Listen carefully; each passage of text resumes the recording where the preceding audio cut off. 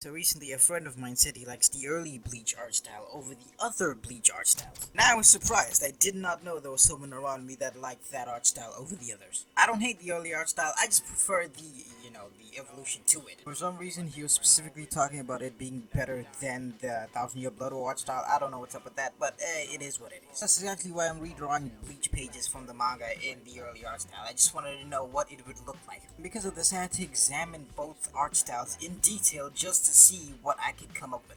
The way Kubo drew his characters in his early art style, you could say they were pretty simple and cartoony. For some unknown reason, his characters' heads, specifically the way he drew them, they were pretty like blocky, angular, sharp. You get it. Since he just gave his characters these fucking pentagon heads, it's not like sharp features disappear completely from his later art style. It's still pretty sharp. The specific parts like their faces and whatnot take on more softer features. They have like more gentle sloping curves. They're also a lot more defined and they have a lot more detail.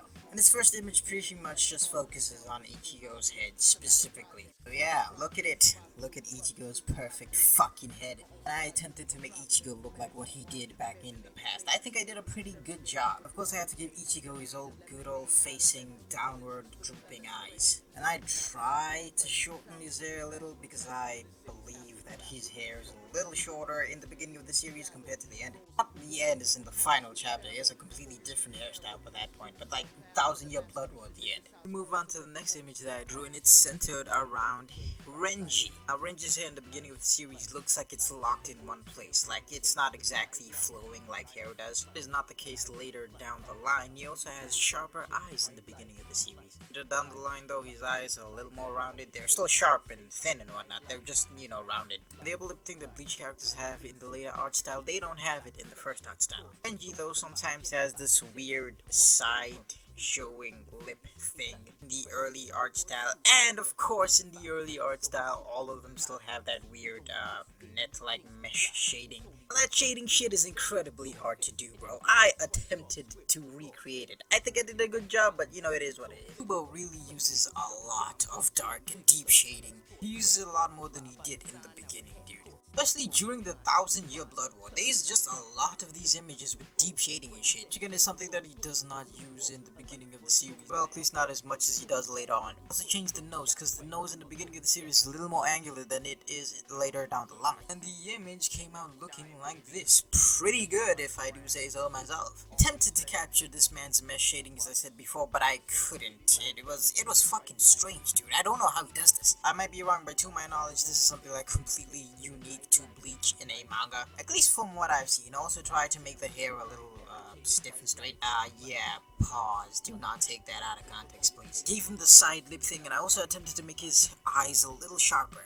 And of course, I try to give him the also sharp box head. Next image is an image of Kisuke after he used his Bankai. Kisuke doesn't usually show his fucking eyes in the first arc, the Karakura Town arc. He's drawn in the same art style as everyone else, it's just that his eyes, I don't think they ever get shown, so I had to improvise a little. Gave him what looks to be his old facial features, and I attempted to give him like Ichigo's eyes. I think those are like the default old Bleach eyes. And if they're not, I just gave him Ichigo's eyes, because, his eyes don't really get shown fully.